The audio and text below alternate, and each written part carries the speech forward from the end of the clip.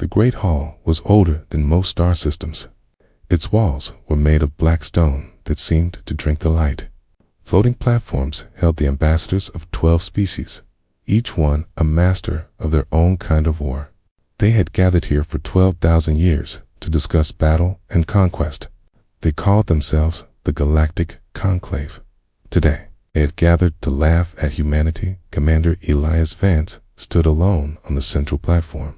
He was a tall man with gray at his temples and scars that crossed his face like old rivers. His combat uniform was worn and patched in several places. He looked small beneath the towering holograms of alien leaders who floated around him like angry gods. The Valkyrie High Tactician spoke first. It was a creature of flowing silver limbs that moved like water. Its voice filled the chamber like cold wind. "Kay, you come before us, asking for a seat on this conclave. You wish humanity to be recognized as masters of war." The creature made a sound that might have been laughter. "Tell us, human, what is your doctrine?" Elias kept his voice steady. "We adapt to the situation." "That is not a doctrine," the tactician replied. "The Valkyrie have perfected the phalanx fleet. Our formations have not been broken in 8,000 years. That is doctrine." Another voice joined in. It came from a swarm of tiny lights that moved together as one mind. This was the Dropney hive mind. "We command drone swarms of 10 billion units. Our numbers cannot be matched. Our coordination cannot be broken. That is doctrine." Okay. A deep humming sound came from a massive crystal that floated nearby. The Sithro ambassador spoke through vibrations in the air. "We wage economic war. We starve worlds into submission without firing a single weapon. We have ended civilizations through trade alone. That is doctrine." Quite. One by one, the other species spoke of their mastery. The Corvith had perfected ambush tactics. The Teethru had unbreakable discipline. Each species had spent thousands of years becoming perfect at one thing. The High Tactician turned back to Elias. "And what has humanity perfected? You have existed for barely a moment in galactic time. You fight like animals. You are reactive, emotional, chaotic. You have no philosophy of war. It is simply something that happens to you." The other ambassadors made sounds of agreement. Some laughed openly. A few simply turned away as if Elias was not worth their attention. Elias thought about the men and women he had buried on Kepler 2 to be. He remembered carrying his sergeant for 3 miles through enemy fire, only to watch him die in his arms. He remembered the Martian exclusion zone, where his entire company had walked in and only he had walked out. He still carried their dog tags fused to his chest from plasma burns. The metal had melted into his skin, and he had refused to have it removed. He did not tell the conclave any of this. They would not understand. "Then test me," he said simply. The chamber went quiet. The High Tactician tilted its silver head. "Test you? How?" "Send me somewhere. Anywhere. A battle you cannot win. A war you cannot end. Give me nothing but my own 2 hands. If I fail, humanity asks nothing more. If I succeed, you give us our seat." The ambassadors consulted among themselves. Their voices were a mix of clicks, hums, and frequencies that human ears could barely hear. Finally, the High Tactician spoke again. "There is a place called the Ashfall Corridor. 3 of our client species have been locked in war there for 200 years. None can defeat the others. None will retreat. Millions have died, and nothing has changed. Our best strategists have tried to end this conflict. All have failed." "Then send me there," Elias said. "You misunderstand, human. We are not offering you an army. We will not give you ships or weapons or soldiers. You will go alone. 1 human against 3 armies that have fought each other for centuries." Elias nodded slowly. "I understand," the Sethier ambassador hummed with what might have been confusion. "You will die. You understand this? This is not a test. It is an execution dressed in the clothing of opportunity. Maybe, Elias replied, but my species has a saying. What does not kill us makes us stronger. And what does kill us? He smiled, though there was no warmth in it. Well, we tend to take a lot of others with us. The high tactician waved one silver limb. So be it. You will be given coordinates to the Ashfall corridor. You will receive no support, no communication, no extraction. If you survive long enough to change the balance of that war, the Conclave will discuss humanity's petition again. Elias bowed his head slightly. Thank you for the opportunity. As he turned to leave, the Drothany hive mind spoke once more. Human, why do you do this? You could live a comfortable life on your home world. Why throw yourself into a war that is not yours? Elias stopped, but did not turn around. He thought about his answer for a long moment. "'Cause every war is ours," he said, finally. Humanity has been fighting since we learned to pick up rocks. We fought the land. We fought the weather. We fought the predators that wanted to eat us. And when we ran out of enemies, we fought each other. War is not something that happens to us. It is something that lives inside us. And the only way to control it is to understand it better than anyone else. He walked out of the chamber without looking back. Behind him, the ancient powers of the galaxy watched in silence. A few were still amused. Most were simply curious. None of them believed they would ever see this human again. They were wrong. In 30 days, Elias Vance would land on a burning world. In 90 days, he would become a legend. And in 1 year, the Galactic Conclave would learn to fear a species they had once dismissed as animals. But that was still to come. For now, there was only a single drop pod, a set of coordinates, and one man who had nothing left to lose. The drop pod hit the ground like a falling star. It carved a long black line through the ash and stone before finally stopping against the ruins of what had once been a city. Smoke rose from the metal shell as it cooled in the gray air. Elias kicked open the hatch, stepped out onto Ashfall 7. The sky was the color of dried blood. The ground was covered in fine gray ash that had been falling for decades. In the distance, he could see the flashes of weapons fire and hear the low rumble of explosions. The war had been going on for so long that it had become like weather. It was simply always there. He had brought very little with him. A knife, a small computer tablet, a week of food and water. The Conclave had offered him nothing else, and he had asked for nothing else. Everything he needed was already in his head. For the first 12 days, Elias did not fight. He did not even make contact with any of the 3 armies. Instead, he watched. He climbed to high ground and used his tablet to intercept communications. He studied patrol patterns. He counted soldiers and vehicles and supply lines. He learned the names of commanders and listened to their orders. He mapped every defensive position and every weakness. The first army was called the T-Through Collective. They were insectoid creatures with hard shells and multiple limbs. The Velkar had trained them, and they fought exactly like their masters wanted. They moved in perfect formations. Every soldier knew their exact place and exact duty. They never broke ranks, never retreated without orders, never showed individual thought. This was their strength. This was also their weakness. The second army was the Corveth Rebellion.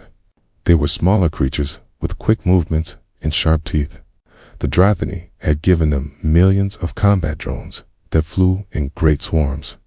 These drones could overwhelm any position through sheer numbers. They attacked like locusts and left nothing behind. But the drones needed signal relays to function. Without commands from the Drothony network, they became useless metal. The third army was called the Holopact. They were not a single species, but a collection of mercenaries from dozens of worlds. The Sether paid them well to fight. They had good equipment and experienced soldiers, but they fought only for money. Their loyalty extended exactly as far as their contracts. 3 armies, 3 doctrines, 3 weaknesses, Elias began to work. On the 13th night, he crept into a T-through communications center. He killed the 2 guards silently with his knife and accessed their command network. He did not destroy anything. Instead, he planted false intelligence. He made it look like the Corvette were planning a major attack through the Eastern Canyon. He included detailed troop numbers and timing. The T-through commanders received this information. Can did exactly what they were trained to do. They followed protocol. They moved 3 battalions into the canyon to prepare a defensive position. 2 days later, Elias visited the Corvette. He did not need to enter their camp. He simply found one of their signal relay stations hidden in the mountains. He studied its frequencies and recorded them carefully. Then he made his way to the Hollow Pact. The mercenaries were easier to deal with. They did not care about honor or duty. They cared about profit. Elias walked into their camp openly, his hands raised, and asked to speak to their commander. The commander was a scarred alien with cybernetic eyes. He looked at this strange human with amusement. "You are either very brave or very stupid," the commander said. "Why should I not kill you?" "Because I am going to make you rich," Elias replied. He handed over the data he had recorded. "These are the frequencies for the Corvath drone network. Jam these signals, and every drone in range will fall from the sky. You can salvage them for parts. Each drone is worth a small fortune." The commander studied the data. His cybernetic eyes flickered as he calculated the value. "And what do you want in return?" "Nothing. Consider it a gift between future friends." The mercenary laughed. "You are definitely stupid, but I like profitable stupid." 3 days later, the T-through battalions waited in the Eastern Canyon for an attack that would never come. But the Corvette did send their drone swarms in that direction as part of a routine patrol. When the drones passed over the canyon, the Hollow Pact activated their jammers. 10,000 drones fell from the sky like dead birds. The T-through, seeing enemies falling around them, opened fire. They did not question why. They simply followed their training. The Corvette, seeing their drones destroyed and their enemies shooting, assumed they were under attack. They sent ground troops to respond.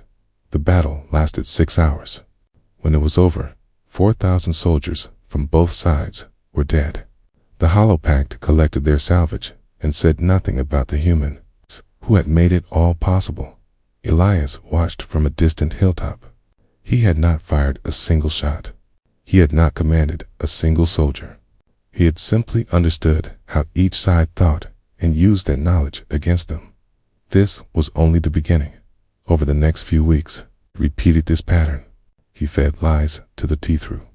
He sabotaged the Corvette relays. He bribed and manipulated the Hollow Pact. He turned the 3 armies against each other in ways they did not understand. The soldiers began to whisper about a ghost, a demon that walked through the ash and left death behind. They used a human word that none of them truly understood. They called him the strategist, and deep in the ruins of a dead city, Elias Vance smiled. The conclave thought war was about armies and weapons and doctrines. They were wrong. War was about understanding, and no species in the galaxy understood war like humanity did. The real battle was just beginning. By the 3rd month, the war had changed. The soldiers could feel it, even if they did not understand it. For 200 years, the front lines had barely moved. Each side had held their ground, won small victories, suffered small defeats, and settled back into the same positions. It was a war without end, a machine that fed on lives and produced nothing. Now the machine was breaking. Elias had stopped hiding. There was no need anymore. He moved openly across the battlefield, and no one could catch him. He was never where they expected him to be. He used different tactics every day. And by the time his enemies understood what he was doing, he had already changed to something else. 1 week, he fought as infantry. He joined a Hollow Pact assault team without telling them who he was. He was just another mercenary with a gun. But when the attack stalled under heavy fire, he took command. He led 12 soldiers through a drainage system that the defenders had forgotten about. They came up behind the enemy lines and broke the defense from within. The mercenaries who survived that mission told stories about the human who fought like a machine and thought like a devil. The next week, he fought as a saboteur. He spent 6 days crawling through tunnels beneath the Tethru fortress. He mapped their power systems and water supplies. On the 7th day, poisoned their water tanks with a chemical that would not kill, but would make every soldier too sick to fight. The fortress surrendered without a battle. The week after that, he became a diplomat. He arranged a meeting between 2 mid-level commanders from different sides. He convinced each one that the other was ready to defect. When they met, they discovered the truth, but by then Elias had already stolen their communication codes. He used those codes to send false orders that pulled both armies out of position. He was infantry. He was spy. He was diplomat. He was assassin. He was whatever the situation required him to be. A Corvette commander finally managed to capture one of Elias's informants. He demanded to know what kind of army this human commanded. What was his strategy? What was his doctrine? The informant, a small creature who worked in the Corvette's supply lines, could only shake his head. He has no army. He has no doctrine. He is the army. He is the doctrine. So the commander did not understand. He executed the informant and continued searching for an enemy that did not exist in any form he could recognize. Elias heard about this interrogation through his network of contacts. He smiled, but there was sadness in it. He took no pleasure in the killing. He had seen too much death in his life to enjoy it. But he understood something that his enemies did not. War was not a game played by armies. It was an ecosystem. It had predators and prey, hunters and scavengers. It had rules, but those rules could be broken by anyone willing to pay the price. For 10,000 years, humanity had lived in that ecosystem. They had been prey to predators, stronger and faster than themselves. They had fought ice ages and famines and plagues. They had fought each other with stones and spears and nuclear weapons. Every human carried that history in their blood. Every lesson, every adaptation, every desperate trick for survival was written into their genes. Other species had mastered one way of war. Humans had been forced to master all of them. On the 87th day, Elias held a mountain pass against 200 Tethru soldiers. He had no guns. His ammunition had run out days ago. He had only his knife, some wire, and his knowledge of the terrain. He turned that pass into a killing ground. He set traps using loose rocks and hidden pits. He created false trails that led soldiers off cliffs. He attacked at night, killed a few enemies, and disappeared before they could respond. For 9 hours, he held that pass alone. When reinforcements finally arrived for the other side, they found only bodies and a single human footprint leading into the mountains. The stories spread. The Tethru called him the Shifting Blade. The Corvette called him the Ghost Who Bleeds. The Holopact simply called him Bad Business, because fighting him was never profitable. On the 100th day, a Corvette commander found himself surrounded. His army was broken. His drones were destroyed. His soldiers were dead or dying. Elias walked through the smoke and stood before him. Why? The commander asked. His voice was weak. Green blood leaked from a wound in his side. Why do you fight for neither side? What do you want? Elias knelt beside him. His face was covered in ash and dried blood, some of it his own. Do not want anything, he said. Your masters in the conclave asked me to end this war. That is what I am doing. You are just one human. How can one human end a war that millions could not? Elias was quiet for a moment. He looked out at the burning battlefield, at the bodies of soldiers who had died for causes they did not understand. Because I am not fighting your war, he said finally. I am fighting all wars. Every war my species has ever known. You think war is a philosophy to be perfected? We know It is a fire to be controlled, and we have been burned so many times that we know exactly how it spreads. The commander died with those words still echoing in his ears. Elias stood and walked back into the smoke. There was still work to do. The war was not over yet, but for the first time in 200 years, everyone could feel that it was ending, and at the center of that ending was one man who had become a battlefield unto himself. The great hall of the Galactic Conclave was silent. No one was laughing now. The High Tactician stood at the center of the chamber, its silver limbs trembling slightly. Around it, the holographic forms of 12 ambassadors watched the reports that filled the air. Numbers, maps, casualty figures, video recordings from the Ashfall corridor. They had been watching for hours. None of them had spoken. Finally, the Sether ambassador broke the silence. Its crystal body hummed with a frequency that expressed deep unease. This cannot be accurate. One human could not do this. Our analysts must be wrong. The analysts are not wrong, the High Tactician replied. Its voice was quiet, almost hollow. I have verified the data 17 times. One human. No army. No weapons beyond what he could carry or steal.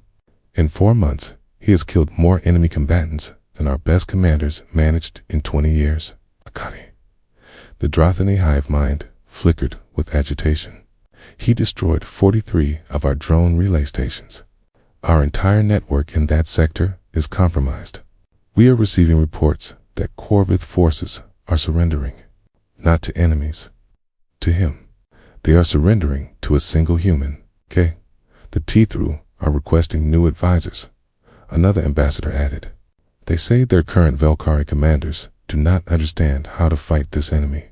They say he does not follow any known pattern of warfare. The High Tactician turned to face the assembly. That is because there is no pattern. I have studied every engagement. I have analyzed every tactic. He uses phalanx formations one day and guerrilla tactics the next. He wages economic warfare and psychological warfare in direct assault, sometimes in the same hour. He does not have a doctrine. He has all doctrines. Silence fell again. The ambassadors looked at each other with expressions of confusion and growing fear. How is this possible? The Sether asked. We have studied war for 12,000 years. We have perfected our methods. We have defeated species far older and more powerful than humanity. How can one human do what our greatest generals could not? The Drothian answered, and his voice carried something that might have been respect, because we've perfected our methods. That is both our strength and our weakness. We became masters of single doctrines. We grew rigid, predictable. We stopped adapting because we believed we had found the perfect answers. And the humans never had that luxury. The hive mind's lights pulsed slowly. Look at their history. They evolved on a death world. Their planet tried to kill them constantly. Ice ages, volcanic eruptions, predators, diseases, and through all of it, they fought each other. War after war after war, each one different from the last. They could never settle on one way of fighting, because the challenges kept changing. The High Tactician nodded slowly. They are not specialists. They are generalists. They carry 10,000 years of warfare in their genetic memory. Stone Age tactics, medieval sieges, industrial warfare, nuclear strategy, cyber attacks. They learned all of it because they had to. Survival demanded it. Okay, they are evolution. Weaponized, the Drothany said. The chamber fell silent again as the ambassadors considered this. The Velkari High Tactician pulled up a recording from Ashfall 7. It showed Elias Vance walking through a battlefield. His clothes were torn. His face was covered in blood and ash. Behind him, soldiers from 3 different armies followed. They had stopped fighting each other. They were following him. Keith, the Tithru Collective, has requested a ceasefire, the Tactician said. They wish to negotiate directly with the human. Not with us. With him. The Corvette Rebellion has done the same. Another voice added. They are calling him a title in their language. It translates roughly to the one who walks through fire. And the Hollow Pact has offered him a contract, the Sethor reported. They want him to command their forces. They are willing to pay him more than we pay them. The implications hung in the air like smoke. Has ended a 200-year war in 4 months, the high tactician said slowly. He has done what our best strategies could not accomplish. And now the question is, what do we do about humanity? We could refuse their petition, the Sethir suggested. Send them away. Pretend this never happened, and make enemies of them. The Drothany replied. You have seen what one human can do. Imagine what an army of them could accomplish. Imagine if they decided that the Conclave was their enemy. The chamber went very quiet. We could destroy them, someone said. Strike their home world before they become a threat. The high tactician shook its silver head. You still do not understand. They are already a threat. They have always been a threat. We simply did not see it because they looked weak. They were young. They had no great fleets or ancient traditions. So we dismissed them. He gestured at the recording of Elias, still walking through the smoke and fire. We called them chaotic, reactive, emotional. We called them animals. But chaos is just another word for adaptation. They are not animals. They are predators, the most dangerous kind, the kind that learns. The Drothine spoke the words that everyone was thinking. So we have only 2 choices. We either welcome humanity as allies and hope they remain friendly, or we reject them and wait for them to destroy us. No one argued. Somewhere in the Ashfall corridor, a human soldier was ending a war that had lasted centuries, and in the great hall of the Galactic Conclave. The masters of war finally understood that they had never been masters at all. They had only been waiting for humanity to arrive. 1 year after he had first stood before the Galactic Conclave, Elias Vance returned. The great hall looked the same. The black stone walls still swallowed the light. The floating platforms still held the ambassadors of 12 species, but everything else had changed. Elias walked to the central platform with slow, measured steps. His combat uniform was different now. It was patched with materials from a dozen alien worlds. See-through chitin covered his shoulders. Corvith mesh protected his arms. Hollow packed armor plates guarded his chest. He had been wounded 11 times in the past year. Each scar was a lesson. Each patch was a trophy. Behind him, 3 holographic figures appeared. They were the leaders of the 3 factions that had fought in the Ashfall corridor for 2 centuries. They did not stand as enemies anymore. They stood as witnesses. The Velkar High Tactician spoke first. Its voice was careful now, measured in a way it had not been a year ago. Commander Vance, you have returned. The Ashfall corridor is at peace for the first time in 200 years. The war is over. Elias nodded. It is. 3 species that could not stop killing each other now stand united. They have signed treaties. They are rebuilding. And when we asked them how this happened, they all said the same thing. They said a human showed them a better way. I showed them the cost of war, Elias replied. They already knew what war could take. They just needed someone to remind them what peace could give. The Sethor ambassador hummed softly. You could have conquered them. You had the power. All 3 factions offered you leadership. You could have built an empire in that corridor. Why did you refuse? Elias looked at the crystal creature for a long moment before answering. Because that was never the goal. The Conclave sent me there to prove something about humanity. You thought you were testing whether we could fight, but you were really testing whether we could choose not to. Ambassadors exchanged looks. The Drothani hive mind spoke next. We have discussed humanity's petition at length. There are those among us who fear your species. They say you are too dangerous, too unpredictable. They say giving humanity a seat at this table is inviting a predator into our home. They are right to fear us, Elias said simply. Humanity is dangerous. We have always been dangerous. Our history is written in blood, and we have never forgotten how to spill it. He stepped forward, and several ambassadors flinched. He noticed, but did not react. But fear alone is not a reason to reject us. You should fear fire too. It burns, it destroys, it kills without mercy. But your species would never have reached the stars without it. Fire is dangerous, but it is also the foundation of civilization. He paused and let his words settle. Humanity is the same. We are dangerous because we had to be. Our world gave us no choice. We learned to fight because everything tried to kill us. We've learned to adapt because standing still meant death. We became what we are because survival demanded it. The High Tactician leaned forward. And what exactly are you, Commander Vance? What is humanity? Elias thought about the question. He thought about his species and all the wars they had fought. Brother against brother, nation against nation, world against world. They had killed each other in numbers too large to count. They had built weapons that could end all life. They had stared into the darkness and seen the worst of themselves, and somehow they had survived.